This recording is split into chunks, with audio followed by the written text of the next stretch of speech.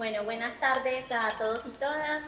Bueno, gracias por estar y acompañar esta propuesta, esta mesa de diálogo que se conforma en el marco de las jornadas académicas del programa de posgrado de Transformaciones Territoriales y Derecho a la Ciudad y con el Centro de Investigación de Transformaciones Territoriales. La página del Canva 4 dice que es la institución cuya misión es representar a todos los arquitectos que desarrollan su actividad dentro del ámbito provincial. Lleva a cabo tareas de atención tanto en lo que hace aspecto del ejercicio profesional como al servicio del matriculado. Eso lo dice el CATBA.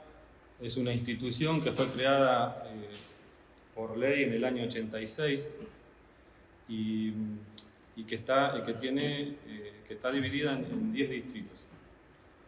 Nosotros, yo trabajo en el distrito 4 porque es el que corresponde a mi lugar de donde yo desarrollo. Pero es una institución que tiene pisada provincial, o sea, que estamos con presencia en los 135 municipios y que es el colegio profesional más grande de la Argentina. Yo celebro que tengamos este tipo de posgrados o este tipo de formación porque considero que para resolver el problema que a mí en lo personal me preocupa, que es el problema del déficit habitacional y lo mal que viven muchos argentinos, creo que uno de los actores fundamentales es el CATBA, otro es la formación, la educación, y otro es el Estado, y por supuesto las personas. Pero esas tres instituciones tienen que estar y tienen que trabajar en conjunto para poder resolver este problema. Para poder transformar algo, lo primero que tengo que hacer es transformarme yo. O sea, tengo que transformar cómo me manejo profesionalmente, o sea, cómo soy como persona, para poder empezar a influir en los que me rodean. Entonces, ahí, o sea, digo, bueno, vamos con una mínima transformación, pretendemos transformar algo mucho más grande, porque si no, la verdad lo veo muy, muy difícil, o sea, y es una tarea larga, o sea, donde hay que sostener el trabajo y lo que se piensa, insisto, con la formación, con la presencia y con empezar a involucrarse también en lo que tiene que ver con las políticas, o sea, con las políticas de vivienda, políticas de hábitat. Sabemos que hay muchos arquitectos que trabajan mucho y que no es reconocido ese trabajo, o sea, ni siquiera se puede pasar los proyectos por el colegio. Entonces ahí es donde hay que empezar también a transformar. O sea, ahí tenemos y en eso también estamos trabajando. Estos lugares donde hay que trabajar, o sea, que además es donde más nos necesitan y donde más nosotros podemos aportar. Generaría, o sea, si lográramos conseguir una transformación, generaría muchos ingresos también que después podrían ser volcados en otras actividades o en formación. Soy un abogado de derechos humanos, trabajo hace muchos años con conflictos territoriales y después tengo mi doble vida, que no es tan divertida como otras dobles vidas, porque soy profesor de filosofía del derecho. Y entonces, digamos, la gran preocupación es poder encontrar toda esa riqueza que yo he descubierto en las luchas sociales, en la defensa de poblaciones en conflicto por su tierra, por la vivienda, por los territorios, que me han llevado a descubrir un montón de cosas interesantísimas producidas por el urbanismo crítico, por la geografía crítica, encontrar un lenguaje en el campo del derecho que pudiera empatar con todo eso, que pudiera aprovechar esa riqueza, esa producción intelectual, que no es solo producción intelectual, porque es una producción que se basa en una reflexión crítica sobre también prácticas políticas, de luchas sociales. Encontrar un discurso del derecho que pueda servir a esas luchas por el derecho a la ciudad, entonces conceptualizar el derecho a la ciudad, conceptualizar justicia social espacial, conceptualizar justicia territorial, no también solo por un afán de teorizar y escribir cosas, yo qué sé, pasar el tiempo académico, sino con una idea muy práctica, que es que los operadores jurídicos que tienen influencia, porque son los jueces que deciden los conflictos, o los servicios jurídicos que asesoran a los tomadores de decisiones en el poder político, que cuando se quieran llevar adelante políticas de transformación territorial en una línea de la justicia social, en una línea del derecho a la ciudad, en una perspectiva de derechos humanos, tengan un aparato argumentativo y de fundamentación que pueda, digamos, hacerlos llevar a cabo esas políticas de transformación. En clave de derecho profesional, los productos, los resultados son productos conservadores, porque el derecho es una disciplina muy conservadora. Piensen que el derecho trabaja, por ejemplo, una de las principales herramientas de legitimación de la argumentación jurídica son los precedentes. O sea, esto es así porque ya otros jueces dijeron que era así. Esto es, o sea, ¿cómo cambias la realidad si vos evaluás justicia sobre la base de esto es así porque antes se decidió así? Es anticambio. Uno puede decir, el discurso del derecho es un discurso conservador anticambio, para reproducir las relaciones existentes, sociales, políticas, que ya hay, para conservar, para que quienes detentan el poder en la sociedad lo sigan detentando y para que las relaciones no cambien, sigan siendo de esa manera. Bueno, en realidad hay otra área del derecho que son los derechos humanos. Y el discurso de derechos humanos es un discurso que no apunta a conservar esas relaciones de poder, sino a modificarlas. Buscar la justicia social, buscar la redistribución de la riqueza, buscar el derecho a la vivienda para todas y todos, ¿no? Entonces, es un discurso ya no de conservación, de reproducción del orden existente, sino un discurso que alimenta el cambio en la sociedad. Cuando nosotros hablamos de derecho a la ciudad o cuando hablamos de justicia social espacial, bueno, en el campo, no sé, del urbanismo, de la geografía, de las ciencias sociales, parece algo tranquilo, como decir, bueno, tenemos que buscar más igualdad, esto, el otro, cómo mapear eso, cómo trabajar en políticas, instrumentos de intervención, de políticas públicas, instrumentos urbanísticos, instrumentos de participación social, para gestionar y promover esto. Pero cuando hablamos de derecho, el derecho tiene una técnica específica. Dice, para que haya una obligación, tiene que haber un derecho, tiene que haber una norma que lo diga, o un principio constitucional, o un principio de un tratado de derechos humanos, ¿no? Primero. Segundo, tiene que haber la posibilidad de una consecuencia sancionatoria en caso de incumplimiento. Hay cosas que nos parecen justas, ¿no? Pero que si no tienen sanción frente al incumplimiento, no tienen fuerza legal. Yo mato, bueno, el derecho a propiedad es muy claro. El derecho a propiedad dice, si yo invado una propiedad de otro, el derecho ofrece un montón de herramientas. El Código Penal creó un delito, usurpación, que dice que te atribuye 3 a 8 años de prisión por usurpar, o 1 a 3 años, no sé cuánto da la pena.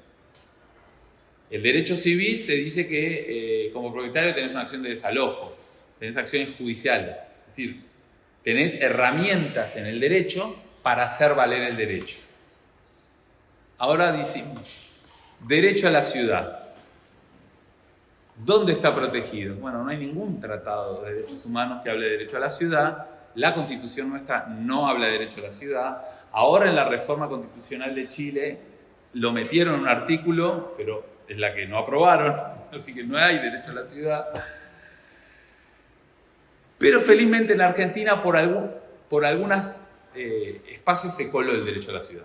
Porque en la provincia de Buenos Aires está la ley de acceso justo al hábitat, porque en el plano urbano ambiental de la ciudad de Buenos Aires está el principio de derecho a la ciudad, y porque también la podemos derivar de algunos principios que aparecen en tratados de derechos humanos. Barrio Popular, que está relevado por la SISU, y bueno, por 10 años no me pueden desalojar, y si alguien me intenta desalojar, puedo alegar eso. Entonces es muy importante para nosotros ir construyendo esas herramientas para que operadores del derecho, jueces, puedan resolver favorablemente, para que los abogados que trabajan en la SISU, en las secretarías, en los municipios, brinden a sus jefes políticos, es decir, que hay alternativas, hay vías, que está justificado poder hacer intervenciones en el territorio, poder aplicar la función social de la propiedad, poder establecer recortes por la función ambiental o social de la propiedad, ser instrumento para recuperar inmuebles vacantes, es decir, un montón de herramientas que están circulando, que están en el menú, en la caja de herramientas hace 20 años, pero que muchas veces en los municipios, en las secretarías de la provincia, de la nación, no se animan a implementar. Se me ocurrían por lo menos 3 grandes cosas que son, no sé cómo llamarlas, entre consideraciones, un poquito de balance, reflexiones de la práctica, no sé bien, que es una pauta de trabajo que aplica transversal, creo, a todos los puntos, a todas las cosas que hacemos en la diaria, que es asumir el desafío de la integración sociourbana de los barrios populares implica, primero que nada, creernos en que vamos a abordar el 100% del problema, en todos sus aspectos. Es decir, que nuestra perspectiva y nuestro objetivo es que los hoy 5.687 barrios populares que tiene el país cambien para mejor las condiciones de vida materiales de los casi 4 millones de personas que viven ahí, y de ahí para atrás, es decir, asumiendo eso con seriedad y creyéndonosla, construir todas las herramientas que sean necesarias desde todo punto de vista para que eso efectivamente suceda. En un año, en 12, no importa, bueno, sí importa, máximo 12, vamos a ponerle, con un criterio de temporalidad más o menos racional en relación al problema, pero con todas las herramientas que sean necesarias, imaginándonos todo lo que tengamos que hacer para que eso suceda. Y ahí ya creo que hay unas primeras, ya surgieron algunas primeras pistas de la propia práctica, sobre todo militante y organizativa de los vecinos y vecinas de los barrios populares, que es que en general de hecho y muchos de ustedes los conozco porque hemos sufrido juntos muchas cosas en la Secretaría, pero cualquier compañero o compañera que interviene en un barrio popular, creo que su principal tarea es despejar excusas de por qué no se puede hacer lo que queremos hacer, ¿no? Entonces la aprobación de la ley, entre otras muchas cosas, de hecho creo que la primera es la prohibición de desalojo porque era el punto base, digamos, ¿no? Porque en realidad siempre arrancamos -10, es decir, cualquier compañero o compañera que interviene en un barrio popular, militante, arquitecto, arquitecta, cualquiera que esté involucrado con esa realidad, lo primero que tiene que desandar, si es que existe, es que no nos rajen a todos de acá, porque eso es lo primero, digamos. Después vemos qué hacer para mejorar y a quién y cómo pedir cada cosa, ¿no? Entonces, la prohibición de desalojos es, para nosotros fue una de las cosas más importantes que tiene la ley, porque efectivamente hizo que, no automáticamente, que eso también es interesante lo que decías, porque hay una práctica concreta que está buenísimo, pero que se prohíban los desalojos, si el juez, que nos ha pasado, no tiene ni la menor idea, o el fiscal, lo que sea, de la existencia de esa ley, Adelante. alguien tiene que ir a decirle, che, existe esto, está acá y no puedes hacer esto porque está esta ley, está aprobada, etcétera, etcétera. Y es una práctica concreta que hay que desarrollarla y que, por suerte, con esa herramienta hemos podido disuadir todo lo que nos ha llegado en términos de desalojos, los instrumentos de gestión de la Secretaría y como el financiamiento. Es decir, ok, vamos a intervenir en el 100% del problema, los barrios populares, 5.600. ¿Cuánta plata se necesita? Y si no está esa plata, no estamos asumiendo que podamos hacerlo, ¿no? Es uno de los puntos más difíciles porque tenemos que garantizar el financiamiento, tuvimos que garantizar el financiamiento. De hecho, en la aprobación de la ley fue una cosa muy criticada en su momento, que era, bueno, todo bien, pero no hay plata en esta ley, no se establece. Nuestra lectura, que era un problema en ese momento de correlación de fuerzas, que la principal aporte que iba a hacer la ley no tenía que ver con garantizar que el Estado en ese momento garantizara el financiamiento, sino justamente dejar las condiciones para que cuando haya una mejora correlación de fuerzas pudiéramos intervenir y garantizar ese presupuesto. Lo que sucedió en el principio de gestión es que ese presupuesto se garantizó a través de dos grandes fuentes de financiamiento, bueno, tres. Una fue el impuesto país, el impuesto al cambio del dólar, que una parte de eso va al fideicomiso, que es el instrumento de gestión que tenía la Secretaría para desarrollar los proyectos, va a esa cuenta, digamos, del fideicomiso, y otra, la más importante, el aporte de las grandes fortunas, que fue para nosotros clave porque es la principal fuente de financiamiento. Después tenemos financiamiento nacional, digamos, el presupuesto nacional y internacional a través del BID, pero cuantitativamente, digamos, lo más grueso tiene que ver con el aporte de las grandes fortunas, que además hasta simbólicamente, material y simbólicamente, para nosotros era una cosa maravillosa. Favela barrio, este es el modelo y acá está el edificio con la favela y más o menos Medellín, el más claro en términos de objetualización. Este es el modelo de Chile con las famosas medias casas y qué sé yo. Siempre eran términos de modelos casi objetuales a los cuales tenemos. Y la verdad es que eso, en términos cuantitativos, deja mucho que desear, porque incluso la lógica que se aplicó acá, creo que durante el macrismo y en buena parte de la ciudad, era muy desde, bueno, construyamos el modelo para urbanizar Puerta de Hierro a los efectos de ir a congresos internacionales y que Argentina y Buenos Aires o quien sea uno más de esas fotos que podamos mostrar para decir, así se soluciona el problema de los barrios populares. Y la verdad es que nuestro modelo o nuestro método, si se quiere, de laburo, no tiene mucho y nos cuesta mucho, y de hecho creo que hay una crítica y autocrítica en términos de la comunicación que hacemos de lo que hacemos.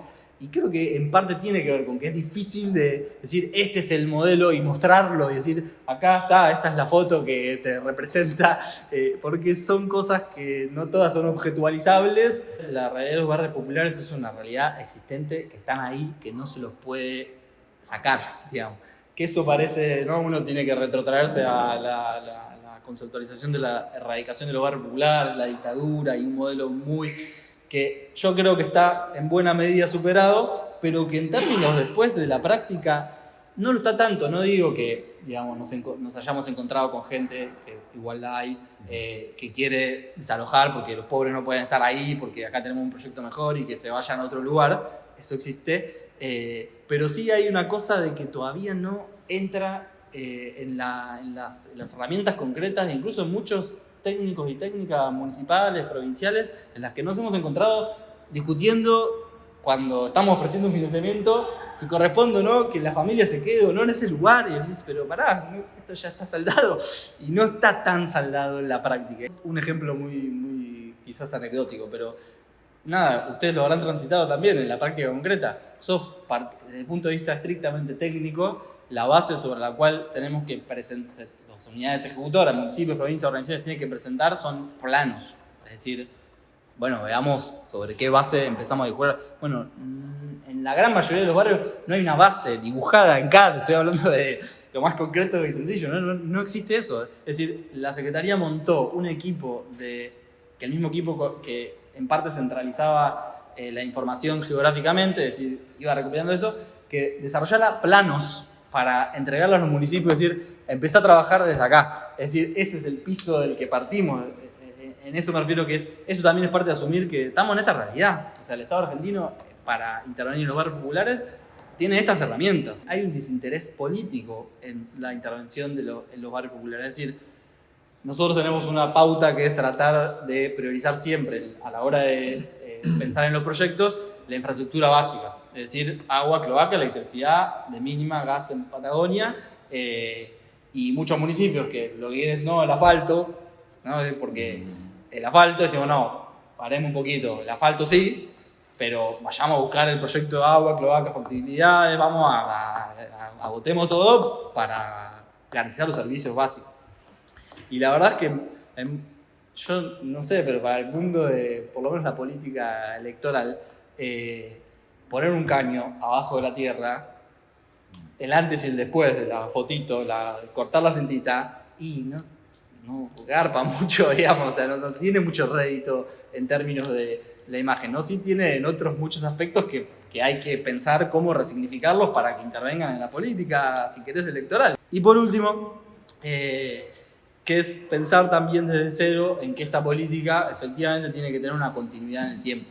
Es decir, tiene que poder demostrar que supera gobiernos incluso con alineaciones políticas diversas. La idea de garantizar la continuidad en la política pública es una base, digamos, bastante importante para nosotros, que hace que primero tratemos de despejar la variable de coyuntura política lo máximo posible. No somos ingenuos, sabemos que influye, pero tratar de despejarla, porque no podemos trabajar. O sea, no vamos a llegar a los 5.600 barrios si estamos midiendo a ver de quién es el municipio tal. Lógico que influye, pero no lo podemos. Esto a veces lo digo, incluso con municipios, y parece que es una cosa naif, sí, bueno, no, pero es una práctica concreta que la tratamos de llevar al máximo posible. Después, obvio que existen un montón de limitaciones que estemos más a favor o más en contra. Pero la clave, creo, es que desde cero, digamos, el día cero de la intervención de la Secretaría, asumimos que esto no era un proyecto ni de una fuerza política, ni de referentes, digamos, concretos, sino que era el esfuerzo de todas las organizaciones que durante mucho tiempo vinieron peleando y que somos la expresión de eso, y que quienes hoy nos toca trabajar al mando de eso, estamos a disposición de eso. Propusieron de estar en la mesa, dentro de lo que sería el programa. Yo estoy a cargo del módulo de gestión del hábitat. Comentar que para mí el programa es súper importante, porque fue como de alguna manera la cristalización de un montón de preocupaciones que en términos personales venía desarrollando desde mi etapa de formación, y que terminaron reuniéndose en una práctica territorial, ¿no? que hacíamos allá lejos hace 15 años, donde, con lo que vos hacías el comentario de los consultorios de atención primaria de hábitat, nosotros nos propusimos diseñar un proceso diferente de intervención en el territorio, con la perspectiva de que fuera no solo una experiencia más, sino que tenía la ambición de que escalara. La realidad es que al cabo de los años, yo creo que fue un acierto, porque la capacidad proyectual no pasa por el plano, no pasa por lo visual, la cuestión de ponerle como el mejor color, el mejor papel y en todo caso ayornarse en lo último que está de moda. Eso lo podemos hacer. Podemos hacer una AXO explotada, podemos ponerlo en líneas rojas, pero no pasa por ahí. La capacidad de transformación pasa por integrarse a los procesos sociales donde realmente se está transformando el territorio.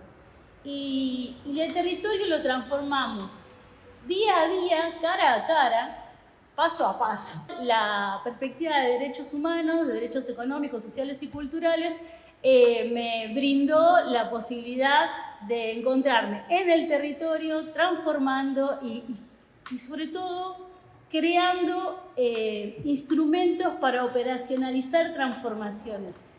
Porque la realidad es que nuestro programa, esta propuesta que hacemos, el único propósito que tiene, yo creo que por lo menos para mí, voy a decirlo personalmente, es que habiendo atravesado este programa, uno se vaya con la convicción de que tiene en sus manos todas las posibilidades de operacionalizar aquello que se proponga.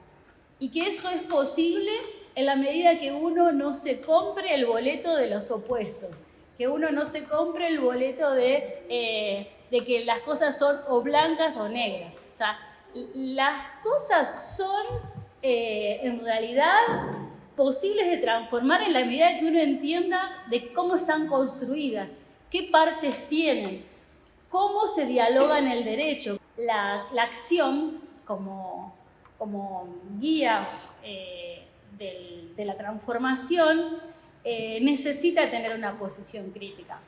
Porque si a nosotros nos guía la acción y no somos reflexivos, podemos estar yendo hacia el mismo lugar de aquel que criticamos, ¿sí? O sea, porque si nos guía la acción y entonces desenfrenadamente vamos a hacer cosas porque es necesario, porque fíjate cómo está esta situación, hay que ir y hacer, la acción sin reflexión nos puede llevar a un lugar de contraponernos con procesos sociales más amplios, con la idea del derecho a la ciudad como un derecho en el cual tenemos que encontrar lo común. A mí me gustaría que este programa pudiera extenderse en el tiempo, porque estas reflexiones requieren ser sostenidas. No es que uno aprende algo una vez y para siempre. Está siempre en tensión esto de querer cambiar la realidad. Está en tensión y en tensión con lo que nos viene de afuera, pero en tensión también con nuestro propio proceso histórico. O sea, nosotros somos hijos, hijas de este proceso histórico. Entonces, hay mucho en nosotros que se pone en debate y que por un lado nos lleva a tener una perspectiva individualista y por otro lado creer que hay que ser políticamente social, es decir, tener una perspectiva política social. Y en realidad lo que intentamos hacer con este encuentro, con este programa, con esta práctica que hacemos como colectivo social, es reunir lo que es lo de cada uno con lo que es una posición política para el conjunto.